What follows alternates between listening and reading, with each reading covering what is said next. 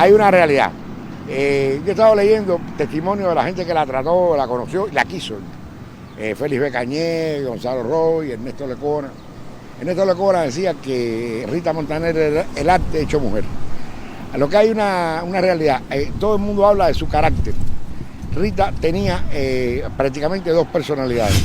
Era una mujer, una mujer que era una dama, una mujer exquisita, pero a veces se soltaba el moño, y como dice Cañé, se soltaba el moño y se botaba para el solar, porque Rita Montaner, decía Cañé, tenía un ángel en cada ojo y el demonio en la boca. Hay una anécdota, Rita dice la gente que no soportaba a ninguna mujer en el escenario. Ella tenía una voz de un registro muy amplio, que iba de contralto, soprano ligera. Y ella podía, si decía hay que cantar 10 canciones, ella era capaz de cantarlas. Pero nunca quería a mujeres en el escenario con ella. Cuando más un hombre que cantara 1 o 2 canciones, pero el centro tenía que ser ella. Viene Gilberto Bardet a Cuba, va a dar un concierto, habla con Rita, Rita ensaya el concierto. ¿Y qué pasa? Que el día antes del concierto, del día antes del estreno, Rita le manda una carta diciendo que no iba a participar en el concierto.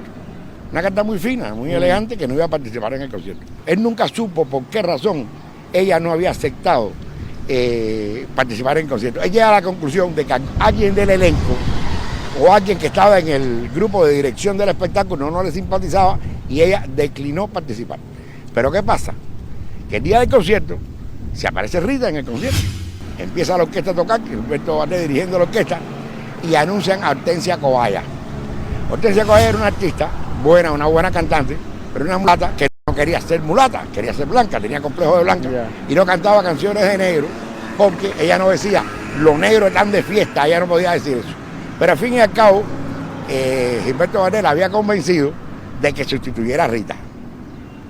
Y aceptó cantar, entre otras cosas, tambor. Pero cuando empieza Gilberto Bardet con la orquesta, Rita, que está en el público, dice, ahora ustedes verán cómo se canta esto. Entonces Gilberto Bardet tocando la orquesta, Rita cantando las lunetas y Hortensia Cobaya aparece en el escenario sin poder decir nada.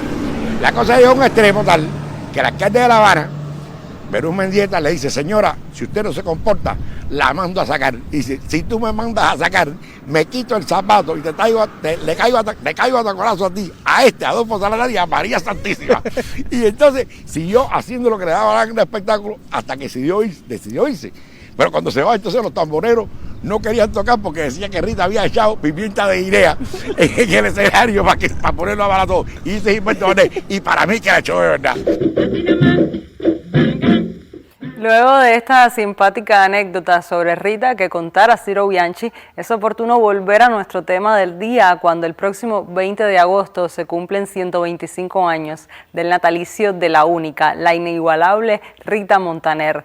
Por ello, vamos al contacto con quienes conocen su obra y tuvieron la oportunidad de estar cerca de ella. Y como le anunciaba, esta vez recibimos el testimonio de Jorge Rodríguez, músico y memoria viva de la EGREN. Muy buenos días, Jorge. Bienvenido a nuestra emisión dominical. Comienzo preguntándote que nos ofrezcas detalles de las particularidades que distinguen al fonograma Clave de Rita, obra premiada en el recién finalizado Cuba Disco que usted realizara junto a Miguel Barnett. ¿Por qué decidieron hacer este disco? Este es un texto que yo conocía desde la década del 70. Nosotros nos conocemos desde esa época. Y el texto en ese momento me impresionó mucho. Después el texto se perdió y después volvió a salir en un compilado de un libro que tiene Miguel que se llama Autógrafos Cubanos. Y entonces, bueno, pues me llamó la atención que haya salido un autógrafo cubano, era un texto largo. EGREN como tal no graba generalmente voces de poetas ni de escritores. Es una disquera que se dedica más bien a grabar música de todos los ámbitos, ¿no? Y entonces, bueno, ya yo había tenido una experiencia con Miguel cuando el Cimarrón cumplió 50 años que le grabamos un disco. Y el disco tuvo muy buena aceptación. Y después grabamos El Poeta en la Isla, que era un disco de poemas en la voz de Miguel. Y bueno, entonces también un poco como que él me decía, me voy a morir y el texto de Rita no se va a grabar. Y empezó en esa cosa que te va como que metiendo en un tipo de mecánica que como que tú vas a ser culpable, ¿no? Cualquiera se muere. Bueno, en fin. Y dije, bueno, vamos a hacerlo. Y aquello se demoraba y se demoraba. Y teníamos siempre algún problema de recursos, problemas económicos. Después tuvimos la buena suerte de que Maite Vigoa, que era vicepresidenta de Alegre, que pasó a trabajar a Cultura de La Habana, nos auspició también económicamente para hacer el videoclip del disco. Y ahí conformamos el trabajo. Y estando con nosotros conversando, se suma Alina Torres con el fin de que podíamos hacer el tema de César Portillo de la Luz, Canto a Rita Montaner, que había sido un tema que Portillo había hecho en la década del 50 como homenaje a Rita, o sea que se le cantó a Rita por el cuarteto de Aida en ese momento. Y convocamos una pianista que acompaña a Gretel Cazón, que se llama Gardenia Laborde, Gretel y Alina, y montaron el tema y se hizo en el estudio como parte del videoclip que debía salir junto con el clip. Y quedó muy bien.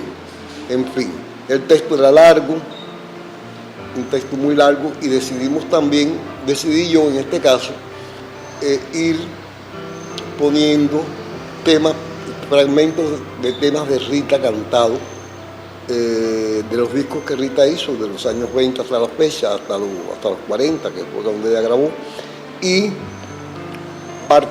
imágenes de películas, tanto mexicanas como las cubanas, donde saliera la imagen de Rita para darle vida al texto.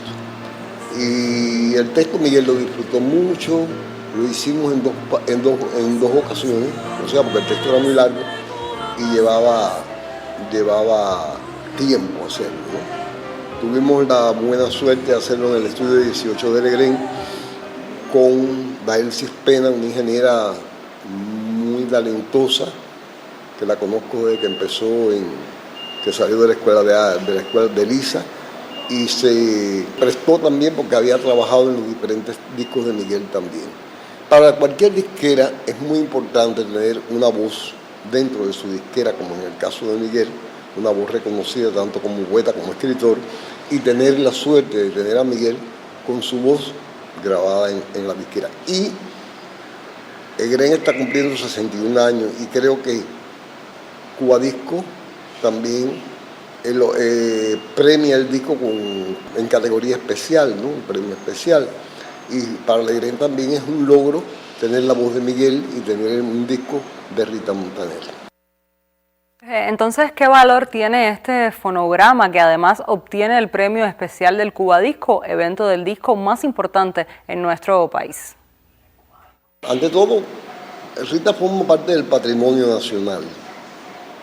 Legrén también es patrimonio nacional y Rita está dentro de ese patrimonio. Aunque Rita nunca grabó con Egren, pero todas las grabaciones de Rita generalmente están en Egren también. Ya bien sea en copia de disco u otras grabaciones que existen ahí, pero Rita forma parte de Cuba, o sea, es Egren también en este caso. ¿Por qué entonces hacer un disco como este en 2025? Bueno, porque eso se nos ocurrió a nosotros un día hacerlo, pero no sabíamos no pensamos en fecha cerrada ni nada de eso. Lo hicimos porque quisimos, porque tuvimos todo el apoyo para hacerlo, pero no creo que pensamos en fecha. Rita es intemporal. ¿Cuánto significa tener registrada para la posteridad la voz del propio Miguel Barnet leyendo sus textos sobre Rita? No, eso tiene un valor, tiene doble valor. Miguel es uno de los pocos escritores vivos que existe en Cuba, de su generación, con una obra amplia tanto como poeta como escritor. Y ya teníamos el Cimarrón, el disco del Cimarrón, después teníamos el Poeta en la Isla, y ya Fátima, el Parque de la Fraternidad, estaba grabado por la oficina del historiador.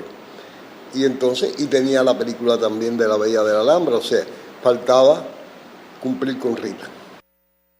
Muy complacidos con las consideraciones de Jorge Rodríguez para esta emisión especial en la que volvemos a Rita Montaner, la única